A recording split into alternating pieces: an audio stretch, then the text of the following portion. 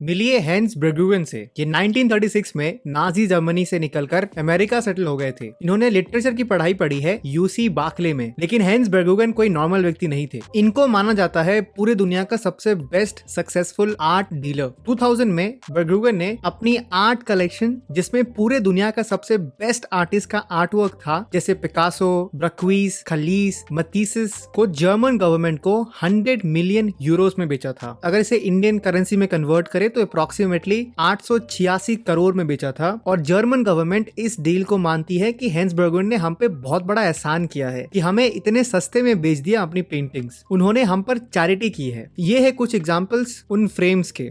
Art तो बहुत ही subjective होता है। किसी को ये पेंटिंग लाइफ चेंजिंग लग सकती है तो किसी को ये पेंटिंग बहुत ही नॉर्मल लगेगी। तो हेंस ब्रेगुएन में ये टैलेंट कहाँ से आया ऐसी पेंटिंग को चूज करने का? Investment firm horizon research group 2010 में एक रिसर्च पेपर पब्लिश किया था हेंस ब्रेगुएन के बारे में और उसे रिलेट किया था इन्वेस्टमेंट से। उनका सिंपल सा एक्सप्लेनेशन ये था कि हेंस ब्रेगुएन के पास कोई भी स्पेशल स्किल या टैलेंट नहीं थी। हेंस ने हजारों आर्ट्स खरीदे थे, जिसमें से कुछ ऐसे फ्रेम्स थे जिन्होंने बहुत ही कमाल के रिटर्न दिया उनको। इन जनरल आर्ट डीलर्स लाखों तरीके के चीजें खरीदते हैं, उसे लंबे समय तक होल्ड करते हैं और उनमें से कुछ आर्ट कलेक्शन बहुत ही बेहतरीन रिटर्न्स देती है। ऐसा ही हुआ हेंस ब्रेगुएन के साथ। 99% कलेक्शन हेंस ब्रेगुएन का, जिसे उन्होंने अपनी पूरी लाइफ टाइम में खरीदा था, उसका वैल्यू बहुत ही कम था। लेकिन कुछ पेंटिंग ने ये सारे इन्वेस्टमेंट के पैसे लाखों गुना कर दिया था। तो ऑथर मॉर्गन हाउसेल इस केस स्टडी से हमें ये सिखाते हैं कि बिजनेस एंड इन्वेस्टिंग भी इसी तरीके से काम करता है। सिर्फ कुछ स्टॉक्स ही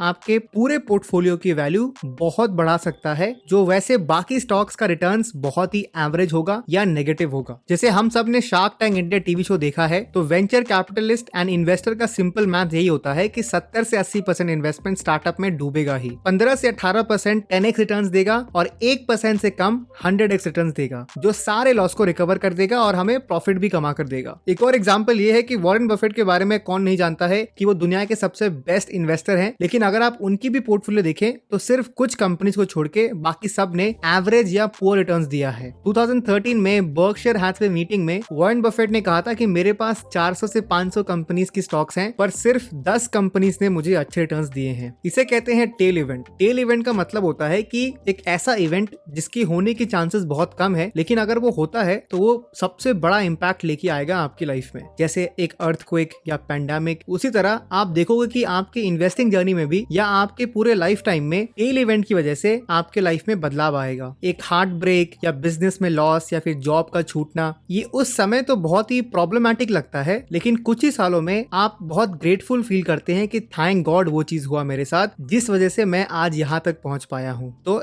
ये था लेसन नंबर 1 जो मैंने the psychology of money book से सीखा है, चैप्टर 6 से, जिसका नाम है tells you win, you can be wrong half the time and still make a Fortune.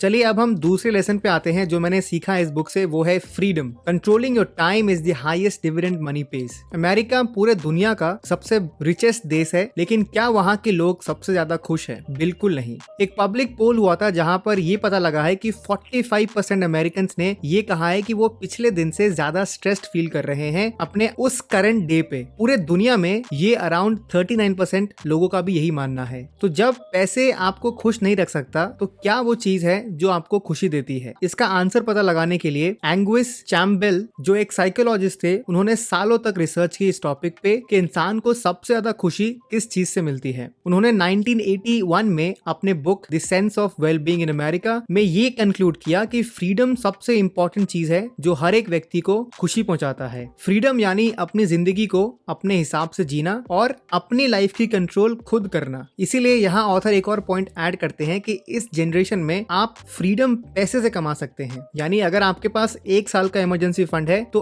आप अपने बॉस का मिसबिहेवियर को बर्दाश्त नहीं करेंगे। अगर आपके पास इनफ कैपिटल है तो आप अपनी मनपसंद की जगह घूम सकते हैं और उन लोगों के साथ अपना टाइम स्पेंड कर सकते हैं जो आपके लाइफ में सबसे इंपॉर्टेंट है। तो यहाँ हम सबको यही सीख मिली है कि पैसे से बड़ा घर ले सकते हैं, बड़ी गाड़ी ले सकते हैं, लेकिन जो सबसे बेस्ट चीज है जो आप पैसों की वजह से प्राप्त कर सकते हैं वो है फ्रीडम, और हम सब फ्रीडम की खोज में ही लगे हैं। तो हम इस वीडियो में सेव मनी एंड वेल्थ की बात कर रहे हैं, तो मैं आप सबको इन्वेस्टमेंट के बारे में भी बताना चाहूंगा। इन्वेस्टमेंट और वो भी डाइवर्सिफाइड इन्वेस्टमेंट बहुत ही इंपॉर्टेंट है आज के जमाने में, लेकिन लोगों को ये काफी डिफिकल्ट लगता है to invest and operate in different places. And इसी डिफिकल्टी को सॉल्व करने के लिए मैं आपको बताना चाहूंगा मिंट CFD के बारे में। ये एक ऑनलाइन ट्रेडिंग प्लेटफॉर्म है। यहाँ पे आप ट्रेड कर सकते हैं फ्यूचर्स में इंडियन स्टॉक्स के, जैसे Nifty, bank Nifty, Reliance, ITC, और साथ ही साथ आप US स्टॉक्स में भी इन्वेस्ट कर सकते हैं, जैसे टेस्ला, Amazon, फेसबुक। तो आप चाहे तो इसी प्लेटफॉर्म से आप क्रिप्टो करेंसीज एंड कमोडिटीज जैसे gold, silver and even indices में भी आप ट्रेड कर सकते हैं। मिंट CFD एक जीरो ब्रोकरेज प्लेटफॉर्म है जहां आपको कोई भी कमीशन देना नहीं पड़ता है, कोई भी हिडन चार्जेस नहीं है। बेस्ट फीचर ये है मिंट CFD का कि आपको 100x मार्जिन मिलता है, जिसका मतलब है कि अगर आप 10,000 रुपए डिपॉजिट करेंगे तो आप 10 लाख रुपए तक ट्रेड कर सकते हैं। मिंट CFD ऑफर करता है 24/7 डिपॉजिट एंड विड्रॉल सर्विसेज और साथ ही साथ 24/7 कस्टमर सर्विसेज। हो गई ना सारी प्रॉब्लम सॉल्व एक साथ ही। तो डिस्क्रिप्शन में मिंट CFD का लिंक दिया हुआ है, जाके साइन अप करिए और बाकी इन्फॉर्मेशन और डिटेल्स के लिए आप उनकी वेबसाइट www.mintcfd.com पे भी विजिट कर सकते हैं। तीसरा लेसन जो मैंने इस बुक से सीखा है वो है man in the car paradox. No one is impressed with your possessions as much as you are. इस बुक के ऑथर मॉर्गन हाउसेल अपने कॉलेज टाइम में एज अ वैले काम करते थे, यानी पार्टी में आए गेस्ट के कार को पार्क करना, और उन्होंने सारी टॉप कार्स के अंदर बैठे थे और उन्हें चलाया भी था अपने इस काम की वजह से, जैसे फरारीज, लैम्बोर्गिनीज, रोल्स रॉयस, सब उन्होंने ड्राइव किया था। ऑथर का लाइफ का गोल भी यही था कि ऐसी ही कार लेनी है मुझे, क्योंकि उनको लगता था कि इससे लोग उन्हें कूल समझेंगे। पर शॉकिंगली उन्होंने ये चीज नोटिस की कि भले ही उन्हें ये कार्स पसंद आती थी, पर कभी भी वो इस कार के ओनर पर फोकस नहीं करते थे। तो जब हम किसी लग्जरी कार को देखते हैं रोड पे, तो आप ये नहीं सोचते हैं कि इसका ओनर बहुत ही कमाल का व्यक्ति होगा, पर अक्सर हम ये सोचते हैं कि ये कार बहुत बढ़िया है, काश मेरे पास भी ये होती। तो ऑथर ने जो पहले सोचा था कि इस कार की वजह से मैं कूल बनूंगा, वो थ्योरी पूरी तरीके से गलत हो जाती है। लोग दूसरों के चीजों से बेंचमार्क सेट करते हैं कि मुझे ये अचीव करना है, पर कोई भी उस व्यक्ति से इंप्रेस नहीं होता है। तो इस चैप्टर का की लेसन यही था कि अगर आपको लोगों से रिस्पेक्ट जीतनी है तो वो आप पैसे से नहीं जीत सकते हैं, आपको हर व्यक्ति को इक्वल रिस्पेक्ट देनी पड़ेगी, क्योंकि कोई भी आपके पैसे या बड़ा घर की वजह से आपको रिस्पेक्ट नहीं करेगा अगर आप अच्छे इंसान नहीं है। तो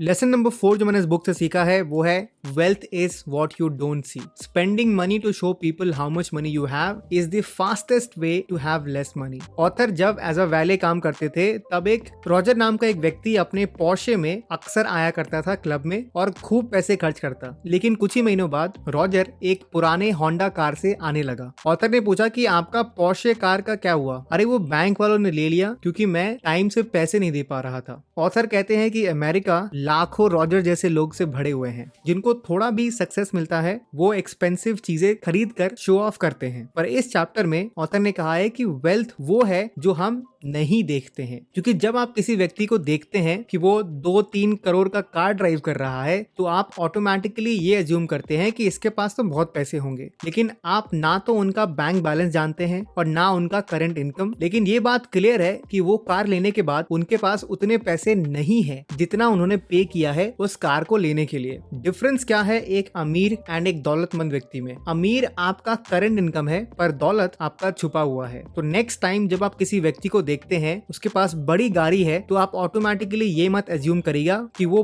बहुत वेल्दी भी है। हो सकता है कि उसका करंट इनकम अभी बहुत अच्छा है, लेकिन दौलतमंद व्यक्ति हमेशा आपको सिंपल ही दिखेंगे।